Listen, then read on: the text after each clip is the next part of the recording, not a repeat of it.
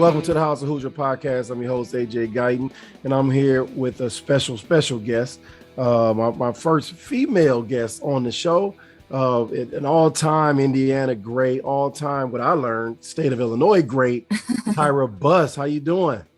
I'm good. How are you? Thanks for the introduction. I got way more than that. I just didn't have time. Because once I start reading up, I'm like, oh Lord, I didn't know what I didn't know. First of all, you was an Illinois to Indiana girl, and I'm an Illinois to Indiana guy. Yep. So I always tease Quinn Buckner, Isaiah Thomas, some of my guys that were born in Illinois, but we are Indiana guys. So I appreciate you joining the show. You look good, look healthy, look excited, vibrant. How's it going up there in Milwaukee? It's going great. Yeah, I'm living the best life. So you're right. I'm healthy. I'm happy. Can't get much better than that. I never heard anybody say that about Milwaukee. I know because it's snow, and, trying to fight through the snow right now. Yeah, I don't know about the cold now. I don't do well with that, but awesome. I'm making it through. So that's why I played. That's why I played basketball. It's an indoor sport. Inside. Well, man, you have a lot to be proud of, man. Your accomplishments in Indiana, but I like to take it back to the beginning. Where is the beginning for Tyra Buss? Where did this story all begin? It all began in a small town of Mount Carmel, Illinois. Mm-hmm. I'm from a really small town, about a little under 7,000 people. And, I just grew up in a great community. And I've just been playing. I started playing basketball when I was like 5 years old. I had two older brothers that were 10 years and 6 years older than me. They've kind of been my role models growing up. Always wanted to do what they were doing. I didn't really have a lot of girlfriends growing up because I just hung out with the guys, right.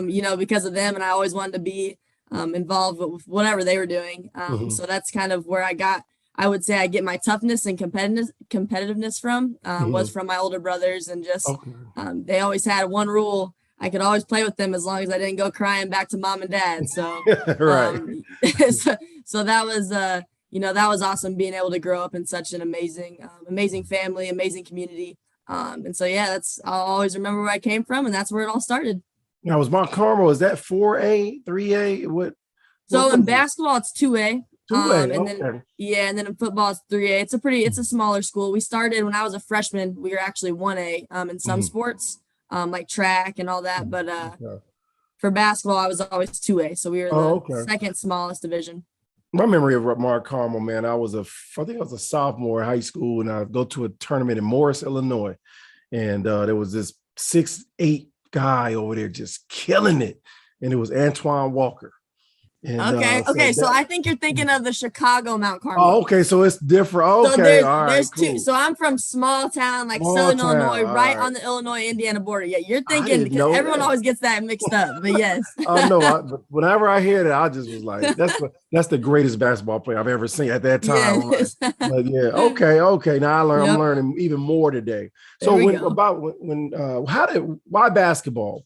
Why did basketball? What attracted you to it? And made you like, all right, this is fun. I want to do this.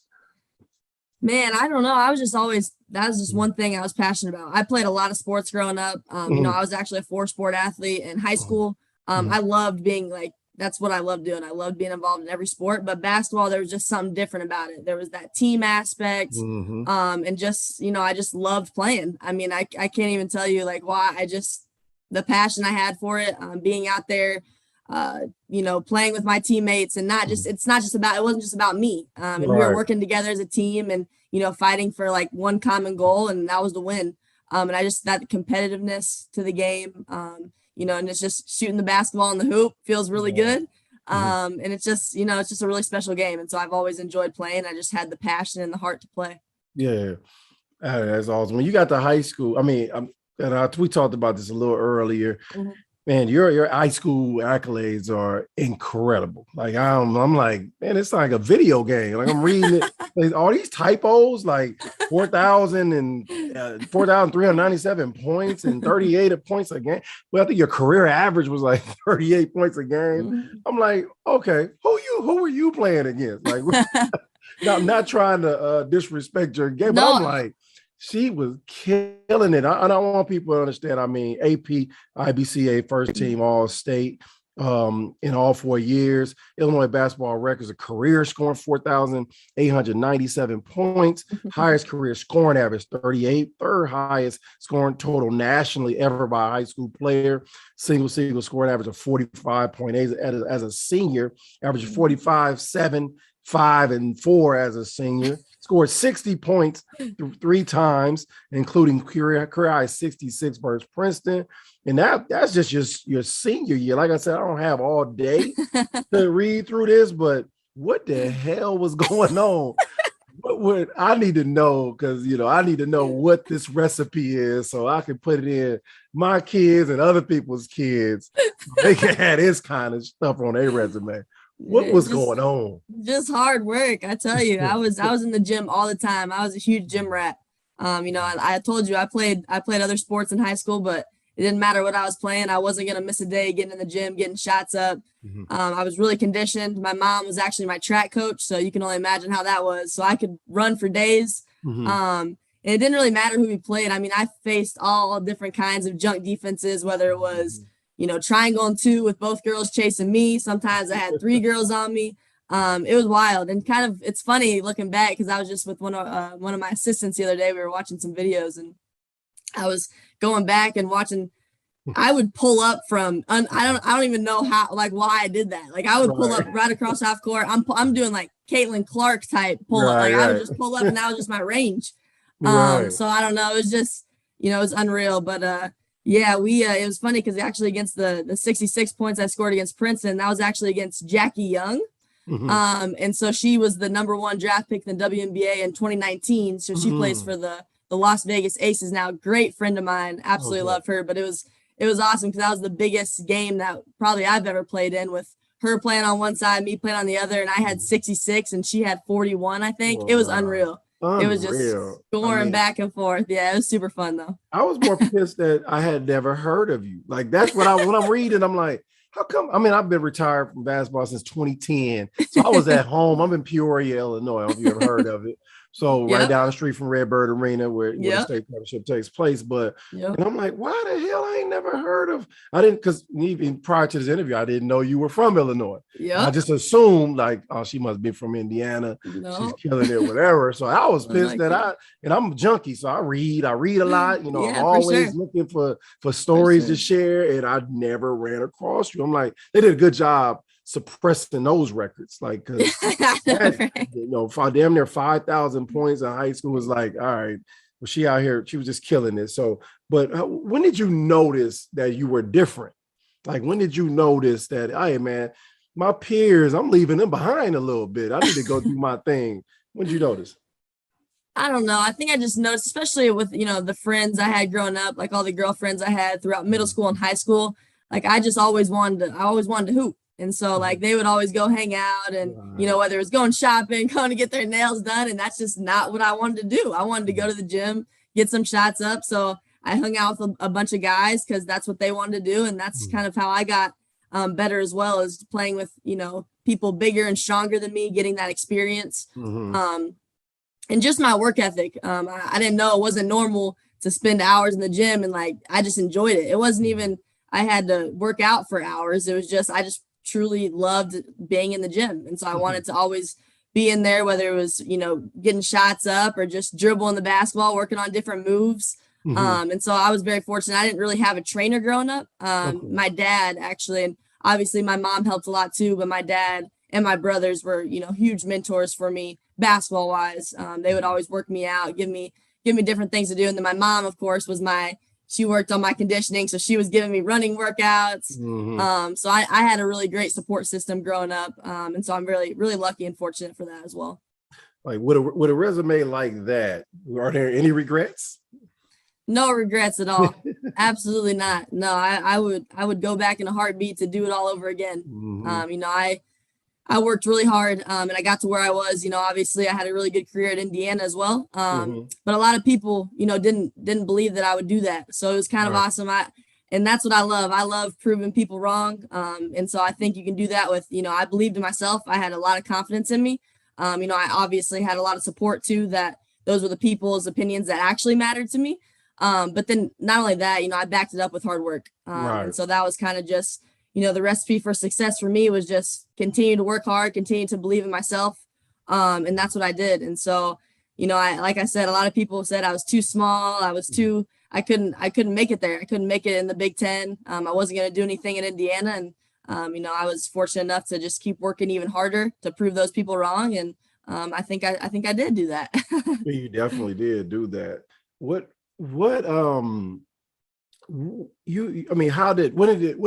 was the moment where you hit what you feel like is the national spotlight? Like, what was it? Was it through AAU?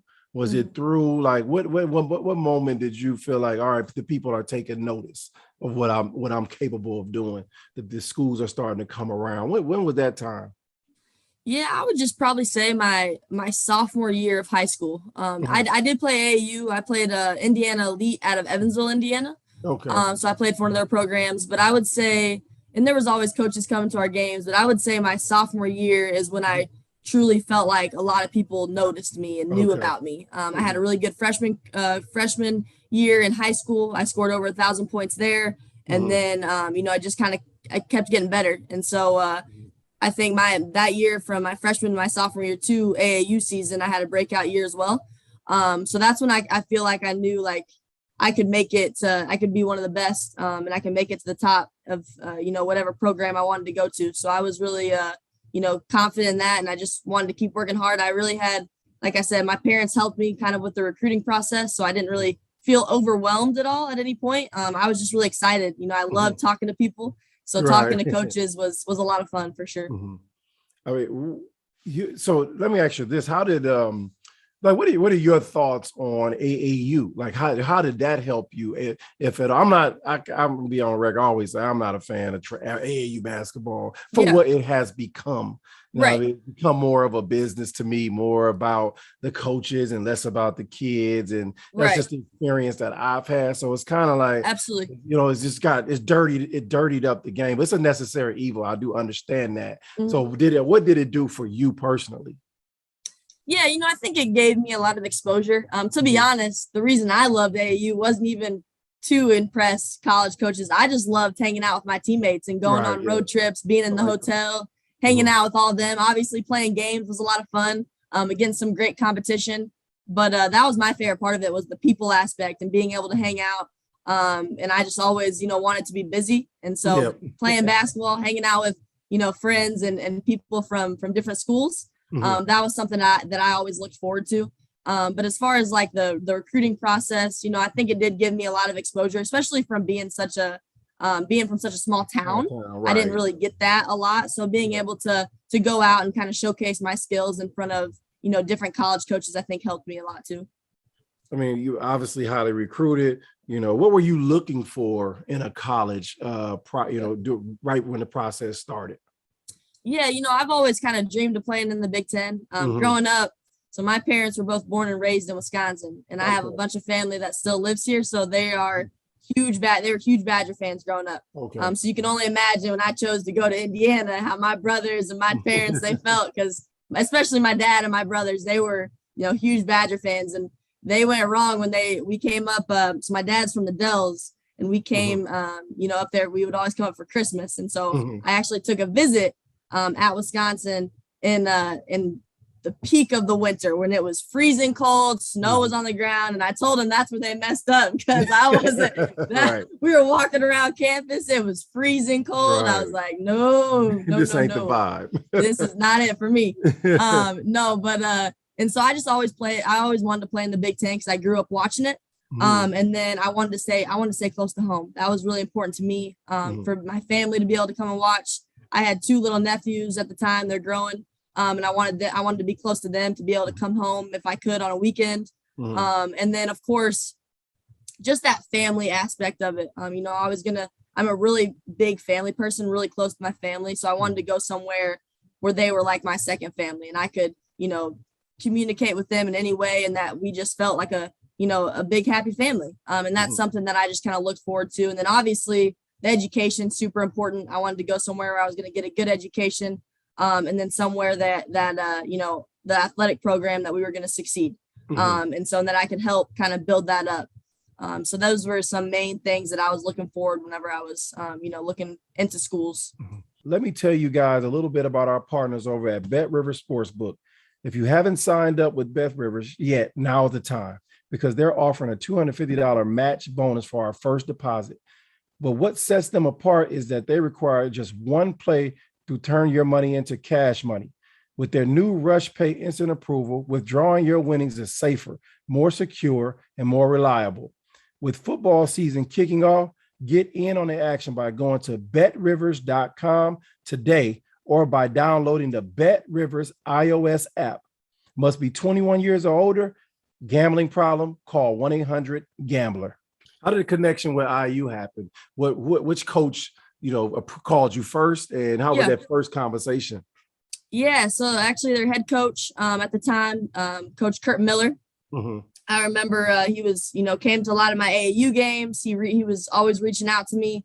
They would send me some pretty awesome mails. They would always send me a lot of cool, my last name being Buss. They would always send something with me driving a bus and being the head of the. It was really cool. They came up with some pretty creative ideas on the recruiting side of things on the mailings. Mm-hmm.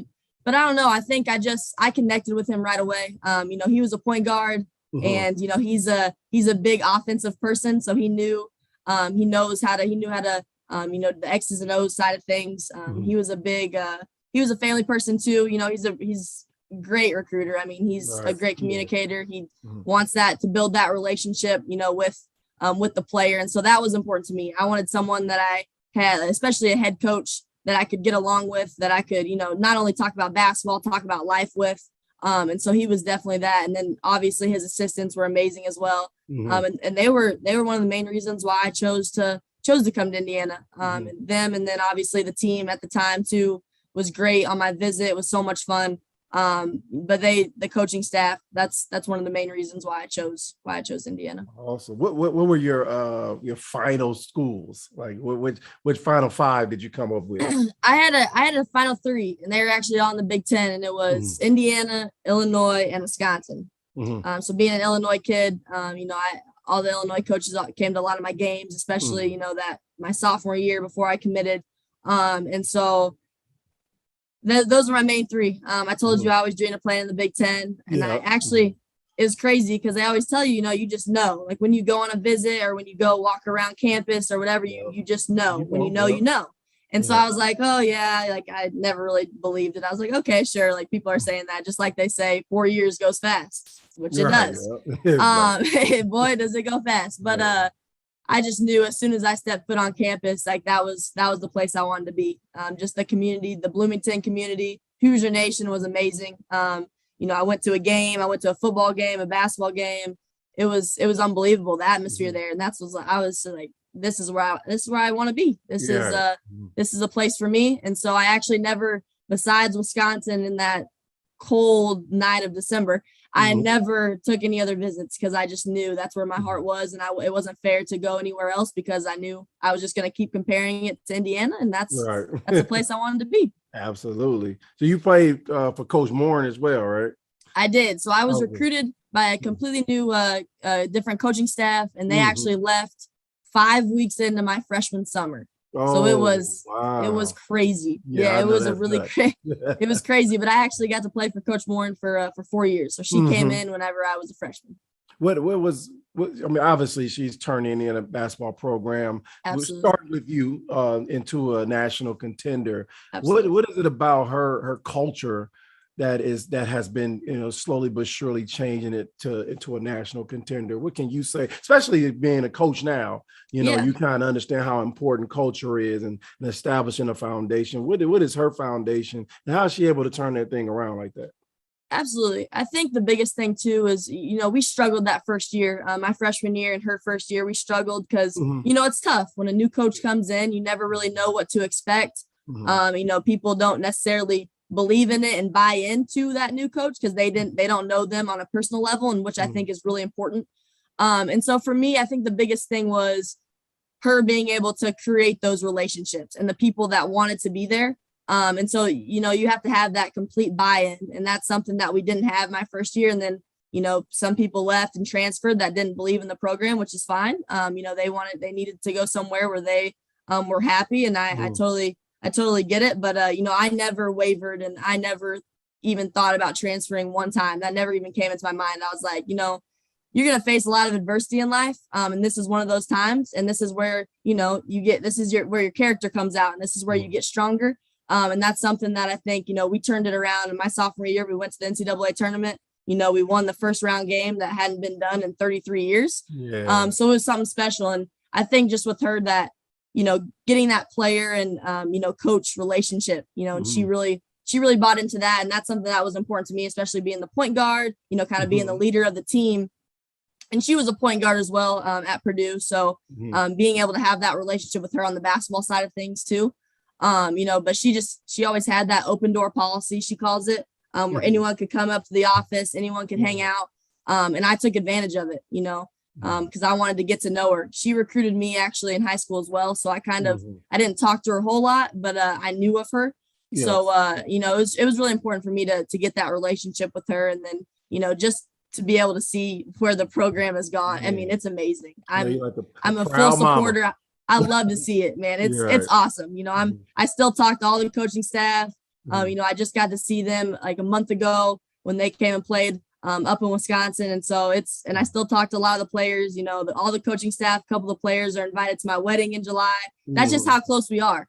And so that's something that, it's a testament to Coach Moore. It's a testament to the coaching staff and kind of that relationship side of things. And I think it's really important. And obviously being great recruiters, they've brought in some amazing players that have also helped build that program. But it starts on the personal side of things, I think, and just treating people like people and not just, caring about them because they're great basketball players. Absolutely. Once again, I'm talking to Tyra Buss, Indiana basketball legend, man. I want to talk a little bit about your intro to the Big Ten. You come off the prolific high school scoring career, coming to the Big Ten. I think you averaged like 12 points a game your freshman year. Yep. What was the biggest adjustment? Like, what did you see? It was like, I know they always use that freshman year as a fill out process. For me, I was like, okay, I need to get stronger. These dudes are huge. I'm slower than I thought I was. I need to get quicker. What was your adjustment to the Big Ten? I think the biggest thing was, I could run for days. So it wasn't the conditioning aspect of it or the pace of the game. I would say more so like the physicality of it. I didn't really lift a whole lot in high school. So it was a completely different, for me to come in and, we had different strength and conditioning programs we were on and, lifting every day. And I was I hadn't done half of the lifts. I was like, what is this? What does that even mean? Like they had to teach me all these things, my scrawny arms I had, but no, that was something I think was the biggest adjustment for me was the physicality aspect of it. And it's just a different breed in the Big Ten. Like they're just different. And so for me, that was what I think I needed to adjust to the most. And then of course, you always think going in that you're going to be, one of the best because you were the best in high school. And that's how everyone thinks. Yeah. But you forget to realize that everyone coming in, they were the exact same way. They were the best at their school or one of the best. And so, I just had to continue to work hard and believe in my work. And, obviously my freshman year, I actually came off the ball. So I grew up being a point guard my whole life. I always had the ball in my hands. I was able to control, the offense. But we had a really good point guard my freshman year that was actually a year older than me. She was an all Big Ten freshman player. And so, I actually started at the 2 guard, which was completely fine, but it was again, another adjustment for me. Right. And so I ended up going back to point guard from my sophomore to my senior year, which was way more comfortable. And we were a little bit better too. So, it was something that I needed to adjust to, but again, I learned kind of how to play off the ball. Whether it's, and coach drew up some plays for me coming off screens and things like that. But I will say I love being a point guard much more than being a 2 guard. Absolutely. Love being in control. I love absolutely. After those days, how you touched on it a little bit earlier. What was that feeling like to make that first NCAA tournament and get that first win? Like, I mean, I know it was like, the world coming off your shoulders because that's what you came to Indiana to do is turn that thing around. Absolutely. It was unbelievable. I just remember, we talked about it even after our freshman year. It's my my freshman teammates that I came in with that class. We talked about that's what we wanted to do was help change the program. And so after that freshman year, we struggled. And then we had some people transfer out, and then we were like, this is the year. These are the people that have bought in. We're going to turn this thing around. And we ended up doing that my sophomore year. And just to be able to win that first round game, it was special. People didn't believe in it. And then we kind of put, Indiana women's basketball, people started talking about it a little bit more. It was always a basketball school, but they just, they really talked about the men, as you know. Right, absolutely. And so being able to now them talk about the Indiana women's is truly special. And so we worked really hard. People didn't, we always talked about, we're going to believe in each other. We're going to believe in us. Who cares what everyone else thinks? We're just working on us. And that's kind of what our motto was that year. And we turned it around, and I mean, it was special. No one saw it coming. And so that's what makes it even better. Is because all the people that supported us, and that believed in us, we gave them something to cheer for. So what was special about that team? Just our chemistry. Like I said, you got to be bought in, and we were all bought in. So whether we agreed or disagreed with the coaching staff, we did whatever they asked. We did really good on, they prepared us really well with scouting reports, and we kind of bought into that, whether it was player tendencies, whether it was their offenses they were running. But I think out of all of it, it was our chemistry. We were super close, both on and off the court. And that was, one of the closest that I've ever been with a team. We were more close my senior year, but my sophomore year, especially, that was, one of the best years that we were just, connecting both on and off the court. And I think, that was a testament to Coach Moore as well. We did a lot more team building activities, and it was just more genuine time with each other, not just on the basketball court. Oh, okay. During that, so on a personal note, what do you consider Tyra Buss's greatest game in the Indiana women's basketball uniform, and why? Greatest game. I have a couple. I would say personally, my greatest game that I played in was actually on senior day, against Nebraska, my senior year. And so a bunch of family that hadn't really got to come watch me play, especially from the Wisconsin area, all came down. Super fun. It was a super fun day. But I had 37 and we got the win, and Nebraska hadn't lost on the road yet that season. Wow. So they were 9-0 on the road. It was towards the end of the season. It was actually almost, I think it was around this time. It was like February 17th, I think. And so we were hot too. So we started off rough in our season started off really rough. But then especially in the Big Ten, we started 1-6 my senior year, and then we turned it around. We went on a winning streak, and we won the last 15 of our 17 games. And so that was one of them. And that was kind of one of the turning points that, we just really needed it. And I think that's something that I, one of my best career games, I actually popped my shoulder out in the third quarter, came back in, and I hit 3 threes. I mean, I was going crazy, but it was, I was just playing, I was just balling. And it was, especially us not knowing, if that was going to be, our last game in Assembly Hall that year. I wanted to go off on a great note. And so that was one of them. And then the other one, I wouldn't say I played that great of a game, but it was my favorite game would have to be winning the WNIT championship. Right. Yeah. And that was just because all of the individual honors were great. I appreciate them all, but I've wanted nothing more than to just win a championship. Right. And so to be able to do that with my teammates, it was special. All the confetti flying on the floor, being able to hoist the trophy up. I won MVP of that tournament. And then being able to celebrate it with, our coaching staff, the players, Hoosier Nation. It was unbelievable. Having 13,000 plus fans in the stands, you can't beat it. And so that's something that was my favorite game, regardless of how I played individually. My favorite game of all time, for sure. Wow, that's awesome. That's a stepping stone. That's what you have to do in order to get to where you need to go. Prior to you even coming to Indiana, did you know? Because I always confess to everybody, I ain't know nothing about Indiana when I committed. Because I live in Peoria. I grew up in Peoria. Bradley University was huge, and then Illinois was after that. And I never really heard about Coach Knight in playing for him, I probably wouldn't have went if I would have known. Right. If I'd have known Right. what I learned, I was like, Right. what I put myself into. But did you know Right. anything much about Indiana prior to? It was all just at that time. It was, I mean, it was pretty much all at that time. You know, I'd heard some about, you know, the men's side of things. You know, and I in high school, I played in the Big 8 conference. So it was really weird because I was in Illinois school, but we played in a conference that was all Indiana teams. Wow. Which is the That's strangest. why I didn't hear for. That's why I didn't hear about you. Right. It was the strangest thing. And then, like, obviously for regional sectionals, we would play Illinois schools, but it was the strangest. It was the strangest thing. But anyways, Cody Zeller, he actually played and he was from Washington, and they were in our conference. So he was a senior when I was a freshman. So when he was going to Indiana, you know, I kind of stayed following him. So I knew a little bit about it then. It's the men's side of it, but not the women's. And so, you know, it's kind of, I was learning it all. And then I obviously learned the history of it, both on the men's and women's side when I got to Indiana. But other than that, I hadn't heard a lot about him. Oh, they know about you now. So I want to go into, you talked a little bit earlier about the current IU team. And I'm sure you keep up with them a lot. And they just took a tough loss to Iowa last night. Anybody understand basketball? It's really, really hard to play against the same team, whether you beat them the first time, continue to play them back to back. But what are your thoughts on this year's team, and what do they need to do to get back to that Elite Eight that they got to last year?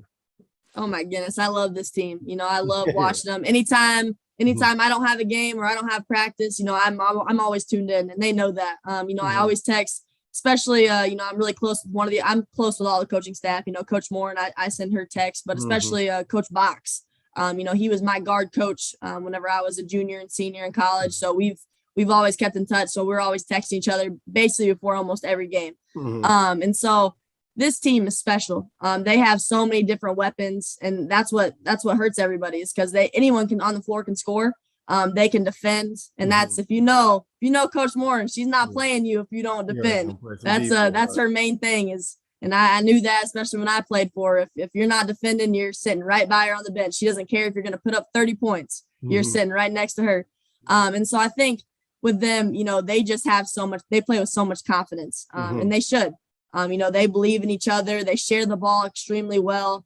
And they just have players that can go and make plays. They have great inside, outside presences, you know, with Mackenzie Holmes being back. You know, I think especially, you know, coming down the stretch here, getting her back healthy again. You know, she was out a little bit. You know, she had a little minor surgery. But getting her back healthy will be huge for them. You know, she hasn't been able to play you know, like she was before she got that. But again, that's how every player is when you're coming back from an injury. You got to get back to it. And I have no doubt, you know, she's a hard worker. I have no doubt she's going to get right back to it.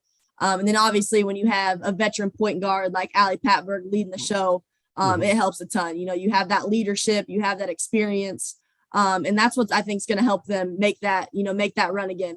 And so I think for them, not only making Elite 8 run, Final Four, you know, I think they're going to be, you know, national contenders for the national championship. That's how much belief and faith I have in them and their program. The coaching staff, they have one of the best coaching staffs in the country. And so I think, you know, just for them, just playing together like they have been, moving the ball, sharing the ball, and then having those players, you know, whether it's Allie Patberg, Grace Berger, Mackenzie Holmes, you know, Alexa Goldberg, I could go on and on. Having those players go and make those plays is going to be big for them, and they have the experience and the veterans to do so. Man, first of all, number one, I hear some Big Ten network in you. I don't know. I felt like I was watching the damn Big Show when I was talking to you. But second of all, you are right, man. I love the toughness of the team. I love the way they guard, compete all the way through the buzzer. I was just watching last night. They were down. You know, and it's clear they were going to lose, but I was just looking at how they were still competing. Just love watching them fight and compete. And it's going to be, as a team, I do not want to play against going into the Big Ten tournament or going into the NCAA tournament. I don't want no parts of any other basketball. If I'm a coach, I'm like, we can skip them. Let's get to somebody else. Man, after such a stellar career, man, close to 2,400 points, all kinds of awards, accolades, turning the women's team around, showing that you can play, you can score the basketball at a very high level. Take me through the draft process and what happened for you to end up, because I can hear the passion in you and loving basketball. Like you can hear it when you're an athlete, when you see somebody with that same love for the game, I know it was difficult to give it up. So take me through that process and what made you the decision to come to be a coach instead of being out there competing. And you probably could have made tons of money in Europe, you know what I mean? So take us through that process, because I know a lot of people want to know. Yeah, absolutely. Yeah, I mean, it was, I never really dreamed of playing professional basketball. That was never a dream of mine. And so I think it kind of started my junior year, after I had such a great sophomore year. I was first team all Big Ten. We made that NCAA tournament run, and I was competing with some of the best. I think that's going into my junior year. That's kind of where my mindset started to switch, and I was like, man, I can do this. Like, I can continue to play. I can play professional basketball, whether it's WNBA, overseas. I just kind of started thinking about that. And then, obviously my senior year, having such a great year that year as well. That's when I was like, all right, I'm going to do this. I'm going to try to do it. I've never really thought about it, but the professional side of things is just different. I didn't know what to expect. I had such a great college career that I'm thinking, whether it's the team aspect, the bonding side of things, I thought it was all going to be different, both on and off the court. I thought it was going to be the same, but it wasn't. It was completely different. And so I think for me, I didn't get drafted, but I did get a training camp contract. It was funny because it's actually with Kurt Miller, who recruited me in college. So I went inside. He's now the head coach for the Connecticut Sun. Oh, okay. And so he signed me for a training camp contract my senior year. After in April, whenever we were going to different training camps. And so I was fortunate enough to be there. I made it past the first couple cuts, which even, I made it further than, the third round draft pick did that he picked. And so I think, it's tough to make it in the WNBA if you're not like, especially if, you're not, whether it's a well-known player, being a first round pick. They only kept one rookie, and it was their first round draft pick, Lexi Brown, out of Duke. And so I think, I wanted to, they told me going overseas would be my best option to be able to get back into, if I wanted to play in the WNBA, you got to kind of prove yourself there. So I was like, okay, I'm going to do this. I was, again, didn't know what to expect, and I was like, oh, overseas, this will be fun, going to, see different parts of the world and still being able to play the game that I love, because I wasn't ready to give it up yet. And so, I went overseas. I went to Athens, Greece in October. So late October, before season started there. And again, just completely different. I remember my parents came actually for a week to kind of get me settled into my place. I had two American teammates that were great. I'm still, especially with one of them, super close to her. And so again, it was just different. I had a really, really tough experience over there. And I remember even I just knew, I knew after the first week, I was like, this is going to be brutal. This wasn't for, I don't think I was like, this isn't for me. And then, not that I didn't love it anymore, but that passion just wasn't there, because it was just it was a different style of basketball. And the professional, they're trying to get their own, right? They're trying to, yes, winning is important to them, but it's not the most important, right? They want to, it's their job. They want to make that money. Make money. And so they're trying to do what they need to do that's best for them. And that's never been my mindset or goal or anything. I love basketball because the team aspect of it. And I love competing, with my teammates to win. I love winning. I hate losing.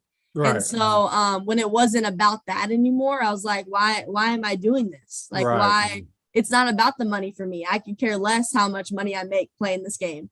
Like, I love it because I just have the passion to win, to compete, and to play together.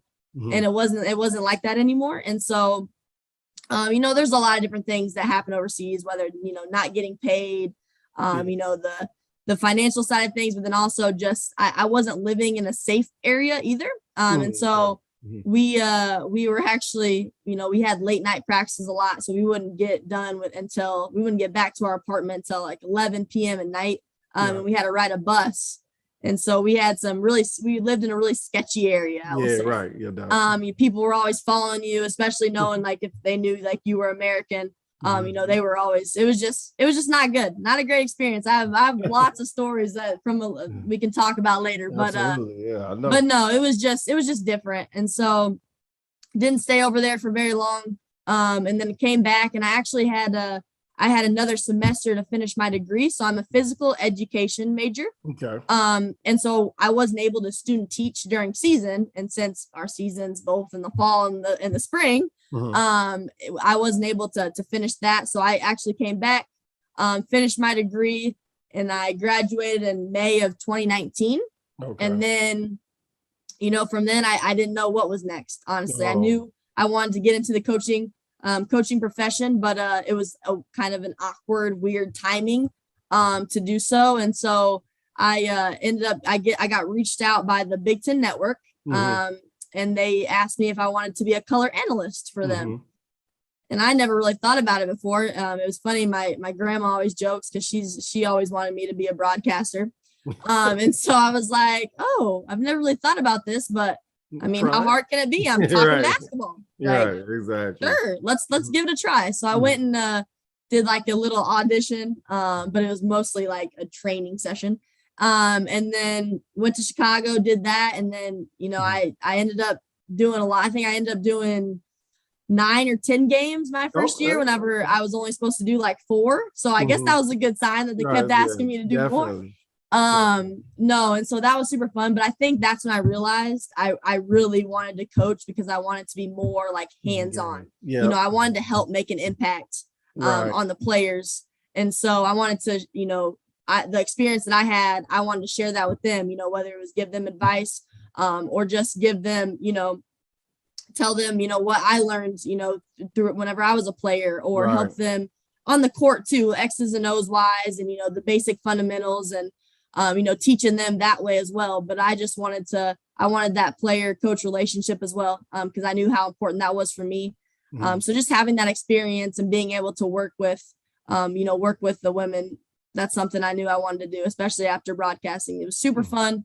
But I wanted to be more hands-on. I wanted to be on the court with them, and teaching them day to day, and being able to, help them with, life skills as well. Was it ultimately, did you struggle with the decision to give up the game completely? Oh my gosh, absolutely. It was tough. I had a lot of sleepless nights, a lot of nights just laying there thinking about all the memories, and it's tough giving it up, especially when it's basically been your life. From ever since I could remember, I always wanted to play basketball, and I was always playing basketball. So it was definitely tough. It was tough giving it up, but I had a great support system. My family was amazing through it all. And so now being a coach, especially a younger coach, my head coach puts me in a lot to be on scout team to kind of go against them. So, so that's fun. I still get to be involved, and then I still get to help, make an impact and make a difference in players' lives. Awesome, man. What an awesome story. Once again, finishing up here with Tyra Buss, women's basketball legend at Indiana. She's been through it. She's been through the ringer. She's done it all. She's coaching now. Spent time in Evansville. Is now at Milwaukee, Wisconsin. But in the midst of this great story, where did this connection with Brad Davison come from? I was waiting for it. I'm excited. I'm excited for this.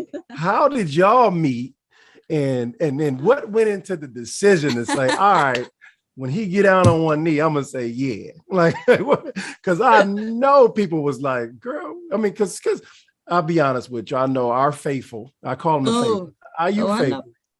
I love them to death, but sometimes they just can't separate reality from basketball. And I get on when we lose, sometimes I get on Twitter and just like, hey man, calm down. Relax, man. Y'all thought we was gonna win every championship every year with Right. new coaches, new players, new everything. Like, how did y'all think it was just gonna just snap their fingers and be champions again? Man, like, I hear you.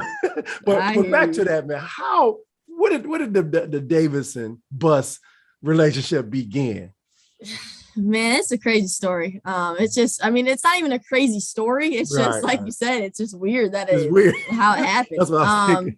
It's just weird. It was COVID. It was during COVID. So it was right whenever COVID started. Mm-hmm.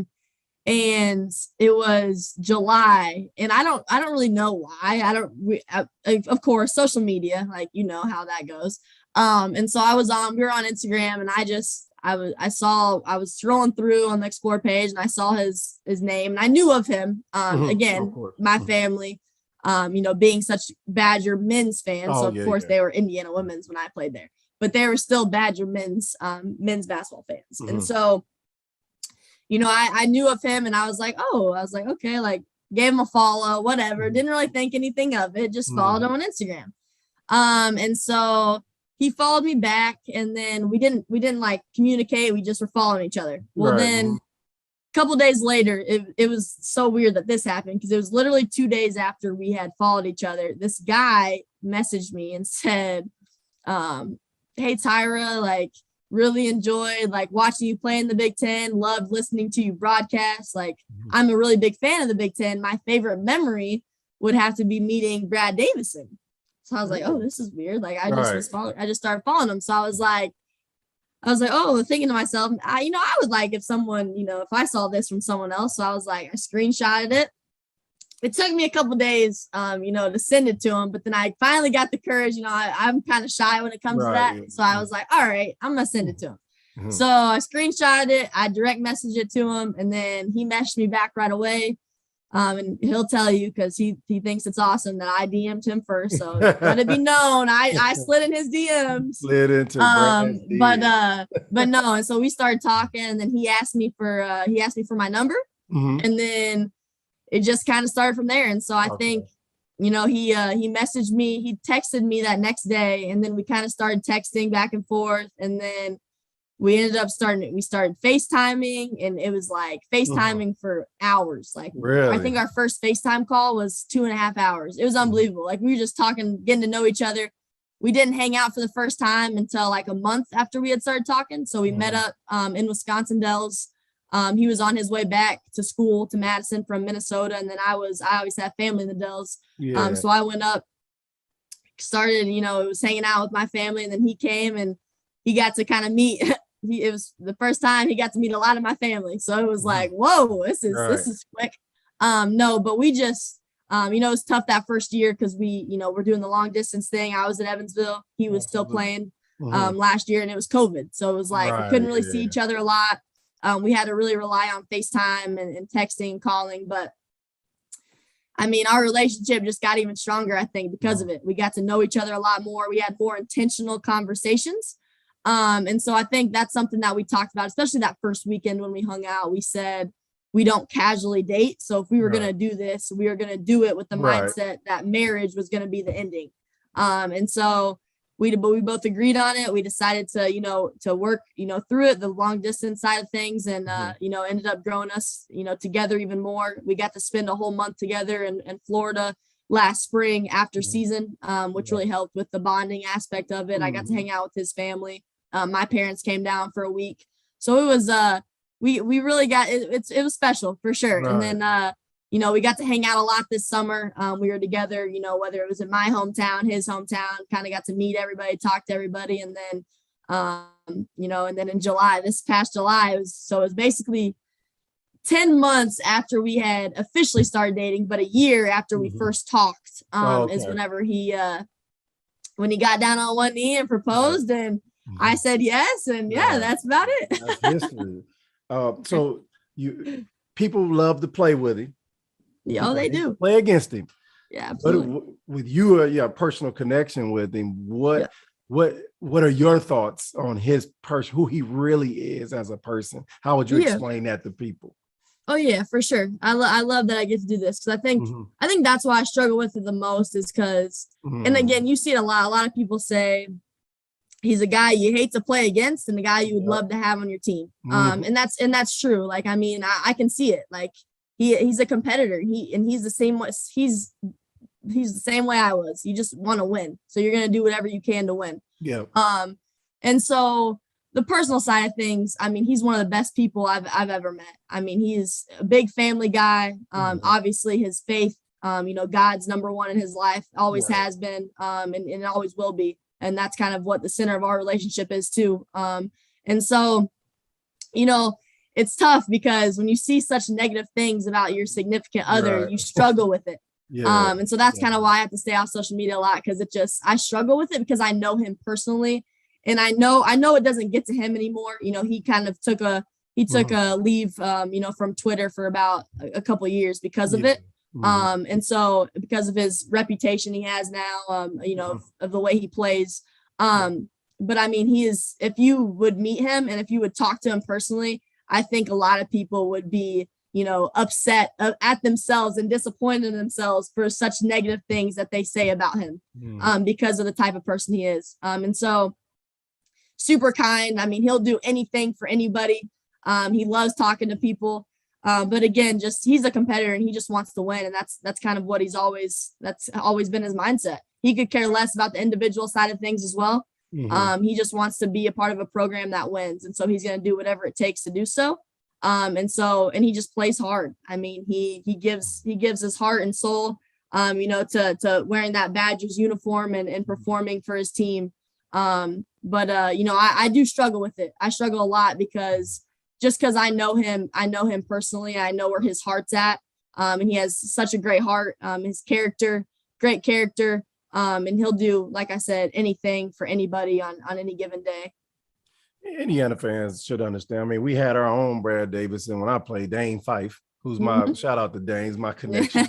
I completely understand, what the done. I can separate the two. I don't understand the vitriol that happens, but I really don't think that it should be personal attacks on people and all that kind of stuff. It's just basketball. But Twitter's a place where everybody can be gangster and they can hide behind screens, man. It's easy when you do that. Keyboard gangster. So I think it's smart that players. And I told the other Indiana players that I had on this podcast they should deactivate their Twitters all throughout the season. Absolutely. When that first workout starts, just deactivate it, because all you're going to hear is negative things about yourself, and it's going to affect you no matter how tough you think you are. It's going to affect you. So it's best to separate and get and keep it away from you and get back on when all that's died down and you connect with your people. So I completely understand. But you were kind of embroiled in a little controversy, I guess. I mean, I remember I was watching the game. I just turned the game. I was a little late, but you just happened to be on the screen. And I was like, I said, is that a W on her shirt? And then as they're playing, I was like, I saw you clapping for her. I was like, and she cheering. I said, oh, this shit is not going to go well. That's what I said. I turned to my wife. I was like, this ain't going to go well. I said, if Indiana loses. Right. I said, if they lose, this is not going to go well. So take us through when you put that W on and you walked in that building. Like, how did that feel? Because I know they was on you when you walked in there with that W on. Yeah, I didn't really know what to expect. First off, I had no idea it was going to get like that at all. I had never been on that side of things. So I just, I've always been a player. I've been a fan, but I've never been on the other side. And so, wow, it was pretty crazy. When I walked in, I was like walking around saying hi to, whether it was the strength coach to the men's strength coach. I got to see all the people that, I know, that are still there. And so I got to say hi to Lo, who our academic advisor is, but it's also the men's as well. Got to say hi to her. I got to say hi to the PA, Jeremy Gray. I got to say hi to a bunch of people that, and they were all giving me a hard time. They were jokingly giving me a hard time.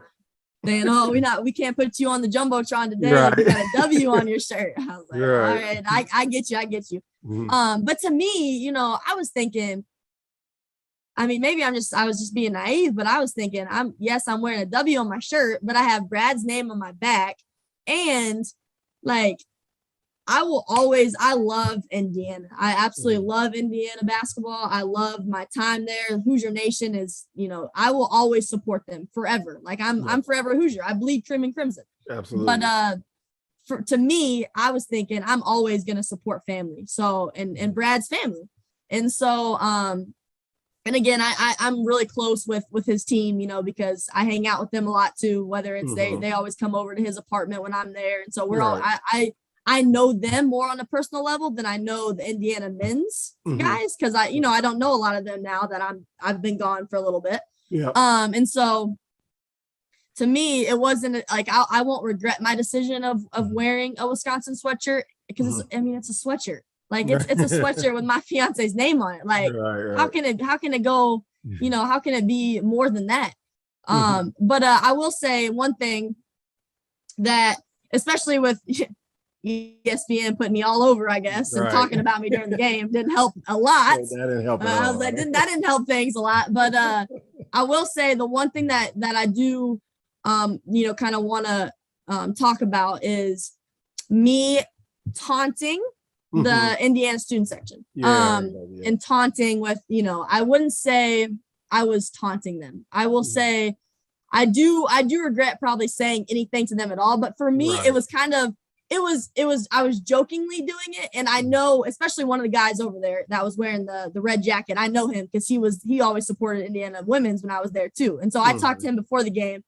So we were kind of eyeing each other because I was sitting like diagonal from them. And so, we were talking to each other. And so I was basically doing it for him. And he was like laughing the whole time because like, they like to say the F you Brad chant. They like to just say terrible things, which is fine. I mean, that's whatever. Yeah. But I will say that's the only thing that I did was all I said to them, first off, let's clear it up. I never flipped them off. I know that was going all over social media was I flipped them off. I was like, no, first off, I would never do that anyways. Like I would never flip anyone off, let alone my alma mater. But I will say for me to even kind of talk, I like, again, I kind of got my like fiery, fiery side of me into it. And I know competitive how Brad, for a minute. Man, Brad loves it though. Brad loves the chants. Like he plays better when they do that. Like he wants people to chant him because like it fuels him. So that's all I said to them was I just turned. I was like, keep saying it. You can even you can read my mouth on the TV. I was like, keep saying it, keep saying it. But I shouldn't have even said that. But again, I was doing it more so because like one, it was funny, and two, because I know that it's gonna make Brad like fuel Brad. Like he really likes that. Because again, I like that. When people were talking to me, I was like, okay, let's go. Like I'm gonna ball on you now if you want to talk all this smack. And so that's kind of where my head went. And so, but again, I have nothing to like bad against Indiana fans. I absolutely love it. And again, I even said it. I will support Indiana men's, especially women's. I'll always support women's. You'll never see me besides where I'm coaching. You'll never see me wearing another, like, there's no reason to, because I don't have like my fiance is not a women's player. He's a men's player. And so you'll never see me wear any other school besides where I'm coaching at. I'll always support Indiana women's. The men's, I even said it, I'll always support them besides if my fiance is playing or like, or like if I have a kid, I'm not going to wear my alma mater. Even though I appreciate it. I'm very loyal to Indiana. But I will always pick family over everything. And that's why I made my decision to go and support Brad wearing a Wisconsin sweatshirt with his name on the back. So well, I'm sorry. I didn't think it was going to get like that. So all the Indiana fans that are listening, I truly apologize. I love you guys. I hope, there's no hard feelings. I know I got a lot of messages, whether it was my Twitter DMs, Instagram DMs, mentions. I got emails to my UWM email. I mean, it was crazy, man. Yeah, it was crazy. But I had a lot, but it wasn't all hate. I had a lot of people, that were, supportive of me and knew why I did it and said, you got to support your family. I can't believe people are getting this mad. But again, Indiana basketball means a lot to a lot of people. And that's what a lot of people live and breathe. And they just love their Indiana basketball. And I love it. I love their passion for it and their commitment. But that's something that I will never regret doing is supporting Brad at that game. So. I mean, bottom line, we're sore losers. I mean, at the end of the day, like I'll be telling them all the time. I say I'm not a sore loser. Like I don't like losing. I hate it, but it's like you know you have to have an understanding and be able, just like the handshake stuff that happened with Michigan and Wisconsin. Like it's like that's just somebody people upset because they lost, and you know, and separated. It's all good, but you definitely were the Indian running over the hill when it comes to that situation, because all us alum who have kids that might play or have things going on, we know what not to do and what to do. So I was watching out, but I was like, man. But the good thing about Twitter is it's like a 2-day period where they're mad, and then they totally forget about it. Like it's like going to the night we lost to Ohio State last night. Now fire Woodson and get rid of this person, that person. So it comes with the territory, but when when it's good, it can be really good for you. So that's the silver lining. So I didn't for sure. I wasn't surprised about when I started seeing the tweets. I was like, why are they really mad about? I knew they were mad, but they try to throw on the flipping you off stuff. And I know that. I mean, then people spin it and say whatever they want, and so I was like, you know, I put one tweet out on like why I did it and said I love Indiana basketball and like I bleed cream and crimson. I'm forever a Hoosier, but I will always support my family, and Brad is most definitely that. So. It was crazy for sure. And again, with Indiana losing, it made it even worse. Right. But yeah, it just, people got to remember, you know, we're people too. Like, you know what I'm saying? Like it's more than it's a game. Like, yes, I love to win and I hate losing, all that, but it is literally just a game, and it shouldn't affect, you know, how people treat other people. And so I think that's where I have a tough time too. 'Cause it's just like, man, like I can't believe, like, how can you say such terrible things to a person? Like, how can you feel good about that? Like, how does that even, it doesn't matter how mad you are, how can you feel good about just saying such mean things? Like, that's one of my biggest pet peeves is people just being mean for no reason. Like, it makes no sense to me. That's the love-hate relationship with social media, man. Absolutely. Be so good for connection and marketing yourself and things that you need to do, but then you got to deal with the keyboard gangsters who want to make you look and try to make you feel bad. And that's the part of it we can't stand. But it's not going to change the legendary status and the legendary career that you I hope not. Their memories are short. You know, hopefully one day, you know, you'll get to come back to Indiana as a coach. I know that's probably a dream of yours. Right now you're doing your thing in Milwaukee and it's total commitment to Milwaukee, but it's always, you know, even when I coached, and actually I first heard of Brad when I was at Northwestern. I was coaching at Northwestern back in 2018. Okay. And, I know Chris Collins wanted him really bad. Yeah, and Brad loved Northwestern. He's like, it's this kid that he reminds me of myself, and on and on. I'm like, who the hell is he talking about? And then we played him, and I immediately was like, oh, I see why you love him. Yeah. You know what I mean? It would have been a great connect. So I heard about him then. So I know no ill will, just a competitive guy, competitive nature. That's what it takes to win. And like you said, that's what it takes to win. People love talking about his dirty play, whatever, but it's just like people will go, if you watch anyone else and someone makes a controversial play, nobody else slows it down like they do for Brad. Brad's always on slow-mo. They're trying to find his pinky hit they're just trying to find every way to spin it to make Brad look like a terrible person. Right. Not even a terrible person, a terrible player first, but then it makes him seem like he's a terrible person. So that's where, but Brad's fine with it. So it's cool. I am not fine with it, but he is okay with it. So I guess I'll be happy if he can deal with that, then that's fine. But he always tells me I just need to stay off Twitter and not read it. Right. And he's like, just love me. I was like, all right, I love you regardless. So we're good. At the end of the day, stay off of Twitter. That's right. And love me. But I think that, you wouldn't obviously marry a bad person. So it's like, it don't even make sense. Yeah, come on, people, know me, like, especially people that know me. You think I'm really gonna, I know who I'm talking to. I know who I'm about to marry. People are like, oh, you're marrying such a bad person. You don't even know one thing about them. So right, no doubt. When is the wedding? July 2nd. Okay. Oh, that's my mother's birthday. Coming up quick. Coming up quick. Oh, they come fast. I just got married in March of 2020. Okay. So man, Congrats. it came so fast and it went so Right. fast. Like, Right. I'm we got excited we're though. on It'll be 2 years now, almost now. So, but That's I awesome. think congratulations first of all. It's Thank you. awesome. And it's awesome to to have a companionship with somebody sports minded that Absolutely. that's going to be there to support you in your sports endeavors, and you support him Absolutely. as well. So, but hopefully, any chance, hopefully you don't have to go overseas and follow him. Like I hope that's.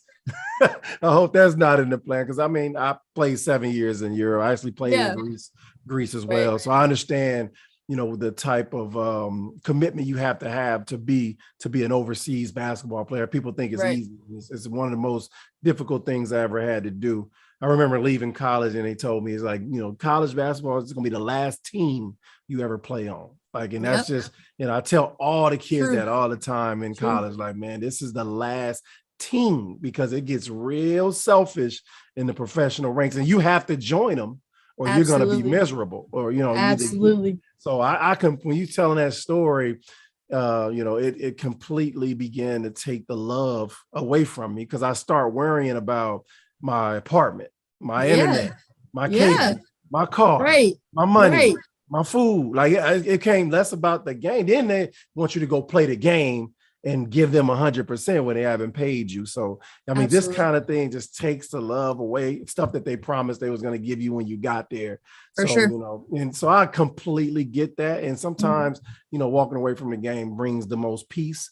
And so you can help give that energy to another player, another kid coming up, start doing camps and stuff like that in your community. That's going to, build that, love for the game and continue it and be the bridge for the next generation. So I commend you for that, making that decision that early. I know that was hard. It was tough.